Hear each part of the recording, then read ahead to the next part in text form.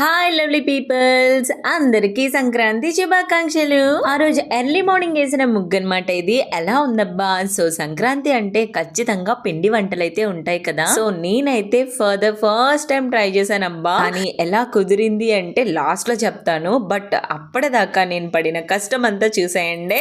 అరిసెలు చేయాలంటే చిన్న విషయమా? నిజానికి నలుగురైనా కూర్చుంటారు అరిసెల దగ్గర. అలాంటిది నేను మా వారు ఇద్దరమే చక్క చేసేసామంటే ఎవరు నమ్మట్లేదబ్బా. నిజంగా నేను మా వారే చేసాము. యాక్చువల్ గా ఏంటి అంటే నాకు కొంచెం ప్రొసీజర్ అయితే ఐడియా ఉంది. బట్ పాకం పట్టే దగ్గర కొంచెం తేడా వచ్చినా ఫ్లాప్ అయిపోతుంది అనమాట.